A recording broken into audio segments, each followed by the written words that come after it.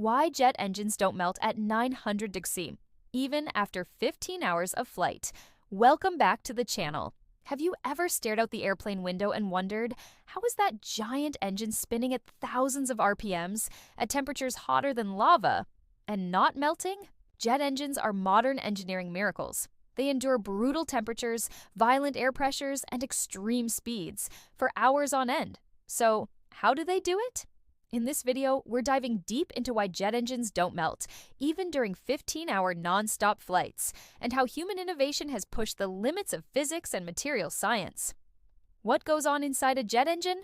Let's start with the basics. A jet engine is basically a controlled explosion machine. It sucks in air, compresses it, mixes it with fuel, ignites it, and pushes it out the back, creating thrust. But here's the twist. The temperature inside the combustion chamber can reach 1,600 degrees to 900 degrees.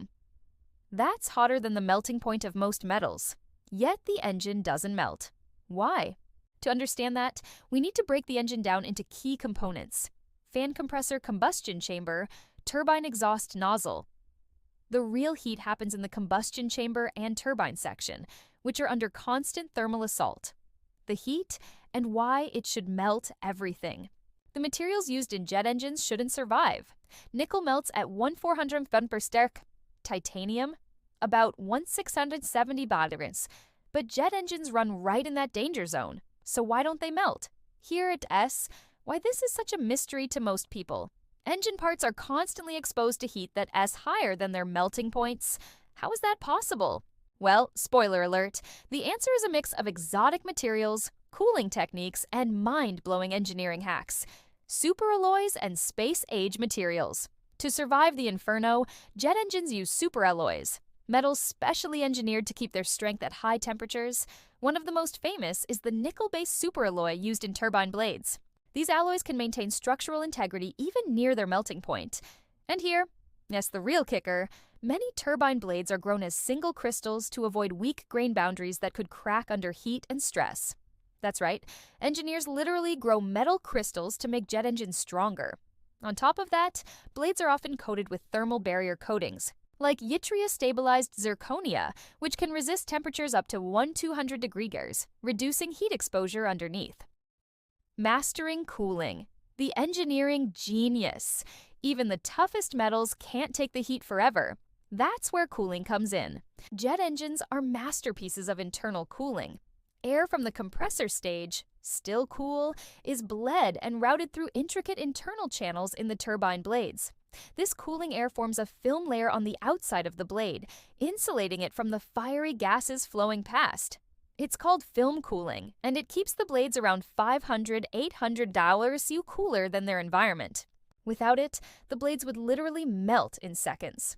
Some turbines are so advanced, they use laser-drilled holes, allowing the cooling air to sweat through the surface.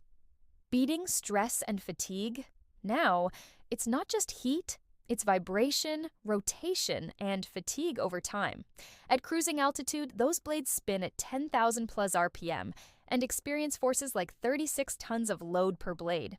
They're subjected to centrifugal stress, thermal expansion, pressure fluctuations. But thanks to computer-aided design, fatigue testing, and finite element analysis, these components are tested far beyond real-world extremes. And each part is tracked and limited by flight hours to avoid catastrophic failure. Running 15 hours straight. Long-haul flights, like New York to Singapore, can take over 15 hours. So, how do jet engines run non-stop for that long? Redundancy. Most commercial jets have twin or quad engines with backup systems for fuel, hydraulics, and electronics. Continuous monitoring. Sensors inside the engine track temperature, pressure, and vibration in real time.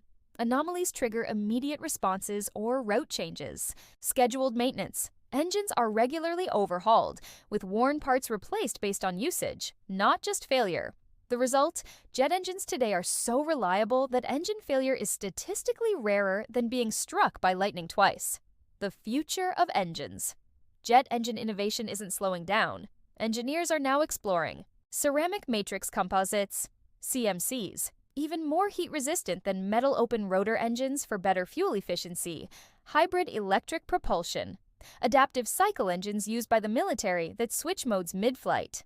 All of this makes tomorrow's jet engines lighter, cooler, and even more efficient. So the next time you're on a flight, remember, you're sitting next to one of humanity's most brilliant inventions. Oh, Awitch, fire-breathing machine that defies heat, speed, and gravity. If you enjoyed this breakdown, don't forget to like, subscribe, and share. Want to know how these engines are tested or what happens when they fail? Let us know in the comments. Stay intrigued.